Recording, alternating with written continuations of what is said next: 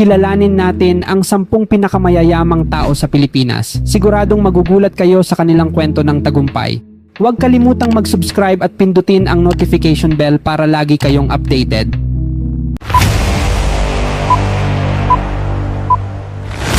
Number 10, Andrew Tan. Si Andrew Tan ay ipinanganak sa Fujian, China noong 1952 at nag-migrate sa Pilipinas noong siya'y bata pa. Nagtapos siya ng Bachelor of Science in Accountancy sa University of the East. Nagsimula siya bilang isang simpleng empleyado at itinatag ang Mega World Corporation noong 1989. Ang Mega World ay kilala sa paggawa ng mga hotel, condominiums, malls, at office buildings sa Pilipinas tulad ng Eastwood City, Forbes Town, at McKinley Hill. Ang kanyang net worth ay tinatayang nasa 112 billion pesos. Mula sa simpleng pamumuhay, si Andrew Tan ay umangat sa pamamagitan ng kanyang pagsisikap at determinasyon. Kilala siya bilang isang visionary leader sa industriya ng real estate at liquor. Ang kanyang kwento ay isang inspirasyon sa marami dahil sa kanyang kakayahan na palawakin ang kanyang negosyo at magtagumpay sa iba't ibang larangan. Sa Mega World, ipinakilala ni Andrew Tan ang konsepto ng mga townships, isang mixed-use development na pinagsasama ang residential, commercial at recreational spaces sa isang lugar. Ilan sa mga kilalang proyekto ng Mega World ay ang Eastwood City na unang cyberpark sa Pilipinas at ang Venice Grand Canal Mall na kilala sa kakaibang Venetian-inspired na disenyo. Bukod sa real estate, pinalawak din ni Andrew Tan ang kanyang negosyo sa pamamagitan ng Emperador Inkens, ang pinakamalaking brandy company sa buong mundo. Ang Emperador Brandy ay naging simbolo ng tagumpay at kalidad sa industriya ng alak. Sa kabila ng kanyang tagumpay, nananatiling simple at mapagkumbaba si Andrew Tan na nagbibigay inspirasyon sa mga aspiring entrepreneurs. Number 9, Jaime Zobel de Ayala and Family. Si Jaime Zobel de Ayala ay ipinanganak noong July 18, 1934 at nagtapos ng Bachelor of Arts in Architectural Sciences sa Harvard University. Ang Ayala Corporation na pinamumunuan ng kanilang pamilya ay isa sa pinakamatandang kumpanya sa Pilipinas na itinatag noong 1834. Ang pangunahing negosyo nila ay ang real estate sa pamamagitan ng Ayala Land Inc. na gumagawa ng subdivisions, condominiums at office spaces. Pagmamay-ari rin nila ang Bank of the Philippine Islands BPI at GCash, ang pinakamalaking digital wallet sa bansa. Sila rin ang may-ari ng Globe Telecom, isa sa mga pangunahing telecommunications company sa Pilipinas. Ang kanilang net worth ay tinatayang nasa 142.8 billion pesos. Ang Ayala Corporation ay kilala sa kanilang mga proyektong pangkalikasan at mga inisyatiba sa sustainable development. Ilan sa mga kilalang proyekto ng Ayala Land ay ang Ayala Greenfield Estates at Nuvali na parehong nakatuon sa pagkakaroon ng sustainable at eco-friendly na pamumuhay. Ang kanilang commitment sa sustainability ay hindi lamang nakakatulong sa kalikasan kundi nagbibigay din ng magandang kalidad ng buhay sa mga residente. Bukod sa real estate, malaki rin ang kontribusyon ng Ayala Corporation sa sektor ng banking at telecommunications. Ang Bank of the Philippine Islands, BPI, ay isa sa pinakamalaking bangko sa Pilipinas at kilala sa kanilang maaasahang serbisyo sa mga kliyente. Ang GCash na pagmamay-ari rin ng Ayala ay naging pangunahing digital wallet sa bansa na nagbibigay daan sa mga Pilipino na magkaroon ng mas madaling paraan ng pagtransact ng pera. Ang kanilang kumpanya na Globe Telecom ay isa sa mga pangunahing telecommunications providers sa Pilipinas na nagbibigay ng dekalidad na serbisyo sa kanilang mga kliyente. Ang kwento ng Ayala family ay isang patunay ng kanilang dedikasyon sa pagbibigay ng dekalidad na serbisyo at kontribusyon sa pag-unlad ng bansa. Number 8, Tony Tan Caktiong. Si Tony Tan Caktiong ay ipinanganak noong January 5, 1953 at nagtapos ng kursong Bachelor of Science in Chemical Engineering sa University of Santo Tomas.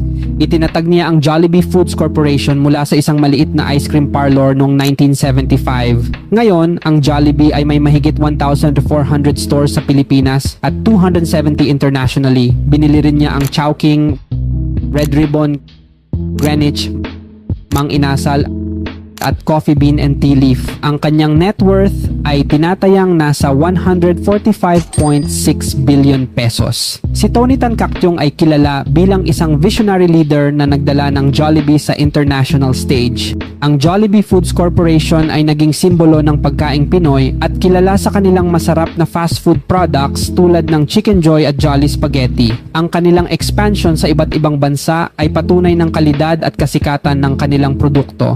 Bukod sa Jollibee, pinalawak din ni Tony Tan Caktiong ang kanyang negosyo sa pamamagitan ng pagbili ng iba't ibang food chains. Binili niya ang Chinese fast food restaurant na Chowking noong 2000, ang bake shop na Red Ribbon noong 2005, ang Greenwich noong 2006, at ang Mang Inasal noong 2016. Meron din siyang 51% share sa Burger King at 50% share sa Panda Express sa Pilipinas. Hindi lamang sa pagkain nagtagumpay si Tony Tan Caktiong, binili rin niya ang coffee shop chain na Coffee Bean and Tea Leaf noong 2019. Ang kanyang strategic acquisitions ay nagpatibay sa kanyang negosyo at nagpalawak ng kanyang empire sa food industry. Si Tony Tan Caktiong ay isang halimbawa ng isang matagumpay na negosyante na nagsimula sa maliit na puhunan at ngayon ay isa sa pinakamayamang tao sa Pilipinas. Number 7, Isidro Consunji and siblings. Ang magkakapatid na sina Isidro, Josefa, George, Luz, Maria Cristina, at Maria Edwina ay nagmana ng mga negosyo at ari-arian ng kanilang yumaong ama na si David Mendoza Consunji. Si Isidro Consunji ay kilala bilang chairman ng DMCI Holdings, isang malaking construction at real estate company sa Pilipinas. Ang kanilang net worth ay tinatayang nasa 162.4 billion pesos.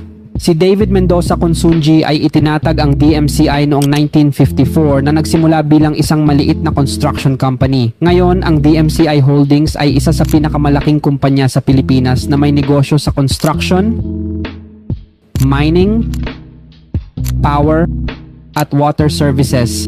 Ang DMCI Homes ay kilala sa paggawa ng mga dekalidad na residential condominiums sa iba't ibang bahagi ng Pilipinas. Bukod sa real estate, ang Consunji family ay may interest din sa pagmimina sa pamamagitan ng Semirara Mining and Power Corporation, ang pinakamalaking coal producer sa bansa. Ang kanilang power generation companies tulad ng DMCI Power Corporation ay nagbibigay ng kuryente sa iba't ibang bahagi ng Pilipinas. Ang kanilang negosyo sa tubig, Maynilad Water Services, ay isa sa dalawang pangunahing water providers sa Metro Manila. Ang kwento ng Consunji family ay isang patunay ng kanilang dedikasyon at sipag sa pagpapalago ng kanilang negosyo. Mula sa isang maliit na construction company, naging isang malaking conglomerate na nagbibigay ng iba't ibang serbisyo sa bansa.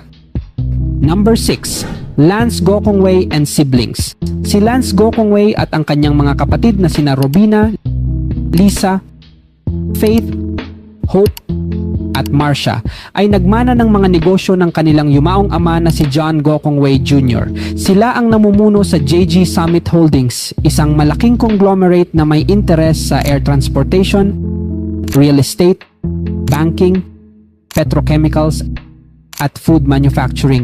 Ang kanilang net worth ay tinatayang nasa 168 billion pesos. Ang Universal Robina Corporation URC na pagmamay-ari ng Gokongwei family ay isa sa pinakamalaking food and beverage company sa Pilipinas. Kilala ang URC sa kanilang mga produkto tulad ng Jack and Jill Snacks, Great Taste Coffee at C2 Green Tea.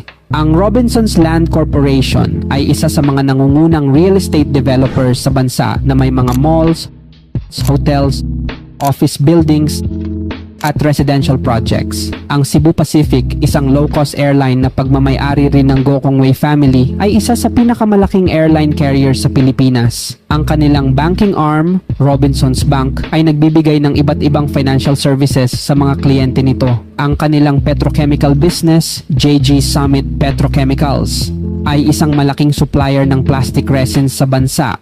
Ang Gokongwei family ay kilala sa kanilang entrepreneurial spirit at innovative approach sa negosyo.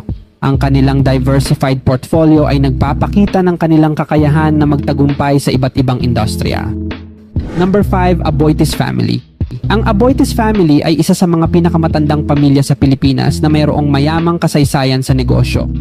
Ang kanilang kumpanya, Aboitiz Equity Ventures, ay may interest sa power, banking, food, real estate, at infrastructure. Ang kanilang net worth ay tinatayang nasa 176.4 billion pesos. Nagsimula ang negosyo ng Aboitiz sa pag-aangkat ng abaka at iba pang mga produkto noong 1800s. Sa paglipas ng panahon, pinalawak nila ang kanilang negosyo sa iba't ibang industriya. Ang Aboitiz Power Corporation ay isa sa pinakamalaking power generation at distribution companies sa Pilipinas na may iba't ibang power plants at distribution utilities sa buong bansa. Ang Union Bank of the Philippines na pagmamay-ari ng Aboitiz family ay isa sa mga pinakamalaking bangko sa bansa na kilala sa kanilang mga innovative banking solutions. Ang Pilmico Foods Corporation ay isang malaking supplier ng feeds at flour, habang ang Aboitiz Infracapital ay nagtatayo ng mga infrastructure projects tulad ng airports, water facilities, at telecommunication towers. Ang kanilang real estate arm, Aboitiz Land, ay gumagawa ng mga residential communities at commercial spaces. Ang Aboitiz family ay kilala sa kanilang corporate social responsibility initiatives at sustainability projects na naglalayong mapabuti ang kalidad ng buhay ng mga Pilipino. Number 4, Ramon Ang. Si Ramon Ang, ipinanganak sa Manila noong January 14, 1954, ay nagtapos ng kursong Bachelor of Science in Mechanical Engineering sa Far Eastern University. Nagsimula siya bilang mekaniko at naging presidente at CEO ng San Miguel Corporation, isa sa pinakamalaking conglomerate sa Pilipinas. Ang San Miguel Corporation ay may negosyo sa iba't ibang industriya tulad ng food and beverages, packaging, fuel and oil, power, at infrastructure. Ilan sa mga proyekto ng SMC ay ang Naya Expressway, SLEX, Star Tollway at Skyway System. Pinamumunuan din niya ang SMC Global Power, isa sa pinakamalaking supplier ng kuryente sa Pilipinas. Ang kanyang net worth ay tinatayang nasa 196 billion pesos. Si Ramon Ang ay kilala sa kanyang strategic thinking at kakayahan na palawakin ang negosyo ng San Miguel Corporation. Mula sa simpleng simula bilang mekaniko, umangat siya at naging isa sa pinakamakapangyarihang tao sa bansa. Ang kanyang liderato sa San Miguel Corporation ay nagdala ng malaking pagbabago sa kumpanya na nagresulta sa paglawak ng kanilang mga negosyo sa iba't ibang sektor. Sa ilalim ng kanyang pamumuno, naging pangunahing player ang San Miguel Corporation sa industriya ng infrastructure. Ilan sa mga kilalang proyekto ng SMC ay ang TIPLEX, Tarlac Pangasinan La Union Expressway, at ang Skyway Stage 3 na nagpagaan ng daloy ng trapiko sa Metro Manila. Bukod dito, pinalawak din ni Ramon ang negosyo ng San Miguel sa industriya ng enerhiya sa pamamagitan ng SMC Global Power, na isa sa pinakamalaking power generation companies sa bansa. Ang kwento ni Ramon Ang ay isang patunay na sa sipag, tiyaga at strategic thinking, posible ang tagumpay kahit gaano man kahirap ang simula. Sa kabila ng kanyang tagumpay, nananatili siyang committed sa pagbibigay ng serbisyo sa bayan at sa pagpapabuti ng buhay ng mga Pilipino. Number 3, Enrique Razon Jr. Si Enrique Razon Jr. ay isang bilyonaryong negosyante na kilala bilang chairman at CEO ng International Container Terminal Services Inc. ICTSI, isang global port management company. Ang kanyang net worth ay tinatayang nasa 520.8 billion pesos. Ipinanganak noong March 3, 1960, si Enrique Razon Jr. ay nagtapos ng pag-aaral sa De La Salle University. Ang ICTSI na itinatag ng kanyang ama na si Enrique Razon Sr. ay nagsimula sa pag-operate ng Manila International Container Terminal. Ngayon, ang ICTSI ay may operasyon sa 34 terminals sa 20 bansa na nagpapakita ng kanilang global reach sa port operations. Bukod sa ICTSI, si Enrique Razon Jr. ay may interest din sa enerhiya at leisure. Siya ang chairman ng Bloomberry Resorts Corporation na nagmamay-ari ng Soler Resort and Casino sa Parañaque City. Ang kanyang kumpanya, Prime Infrastructure Holdings, ay may mga proyekto sa renewable energy, water, at infrastructure development. Si Enrique Razon Jr. ay kilala sa kanyang strategic investments at innovative approach sa negosyo. Ang kanyang tagumpay sa port management at iba pang industriya ay nagpapakita ng kanyang kakayahan na palawakin ang kanyang negosyo sa global scale. Number 2, Manny Villar. Si Manuel Manny Villar Jr. ay isang bilyonaryong negosyante at dating politiko na nagsilbi bilang senador ng Pilipinas. Ang kanyang net worth ay tinatayang nasa 616 billion pesos. Ipinanganak noong December 13, 1949, si Manny Villar ay nagtapos ng kursong Business Administration at Accountancy sa University of the Philippines, Diliman. Kilala siya bilang founder ng Vista Land and Lifescapes, isang malaking real estate company na gumagawa ng mga subdivisions, condominiums at commercial properties. Ang kanyang mga kilalang brands ay Camellia Homes, Crown Asia, Brittany, at Vista Residences. Bukod sa real estate, si Manny Villar ay may interest din sa retail at utilities. Ang kanyang all-home chain of home improvement stores ay isa sa pinakamabilis na lumalaking retailers sa bansa. Siya rin ang nagmamay-ari ng Golden Haven Memorial Parks, isang chain ng private cemeteries. Ang kanyang Prime Water Infrastructure Corporation ay isang major player sa water distribution services sa Pilipinas. Ang kwento ni Manny Villar ay isang halimbawa ng isang tao na nagmula sa simpleng pamumuhay at naging isang bilyonaryo dahil sa kanyang sipag, tiyaga at entrepreneurial spirit. Ang kanyang mga negosyo ay nagbibigay ng malaking kontribusyon sa ekonomiya ng Pilipinas. Number 1, si siblings. Ang 6 na magkakapatid na sina Teresita, Elizabeth, Henry Jr., Hans, Herbert at Harley ay nagmana ng mga negosyo at kayamanan ng kanilang yumaong ama na si Henry C. Sr. Ang kanilang net worth ay tinatayang nasa 1,140 billion pesos. Ngunit kung isasama ang halaga ng kanyang mga kumpanya, assets at investments, ang kabuuang economic influence niya ay umaabot sa 20 trillion pesos. Si Henry C. Sr. ay itinatag ang SM Group, isang malaking conglomerate na may negosyo sa retail, real estate, banking at hospitality. Nagsimula siya sa isang maliit na tindahan ng sapatos sa Quiapo noong 1958 na ngayon ay naging SM Prime Holdings, ang pinakamalaking mall operator sa Pilipinas. Ang SM Group ay nagmamay-ari ng mahigit 70 malls sa Pilipinas at 7 malls sa China, kabilang ang SM Mall of Asia, isa sa pinakamalaking mall sa buong mundo. Bukod sa retail, ang SM Group ay may malaking presensya sa real estate sa pamamagitan ng SM Development Corporation or SMDC na gumagawa ng mga high-rise condominiums at residential communities. Ang kanilang banking arm, BDO Unibank, ay ang pinakamalaking bangko sa Pilipinas na nagbibigay ng iba't ibang financial services sa kanilang mga kliyente. Pagmamay-ari rin nila ang China Banking Corporation, isang kilalang komersyal na bangko sa bansa. Ang kanilang negosyo sa hospitality ay kinabibilangan ng mga hotel tulad ng Taal Vista Hotel, Pico de Loro Beach and Country Club at Conrad Manila. Ang SM Group ay patuloy na lumalawak sa iba't ibang industriya na nagpapakita ng kanilang kakayahan na mag-adapt at magtagumpay sa pagbabago ng ekonomiya.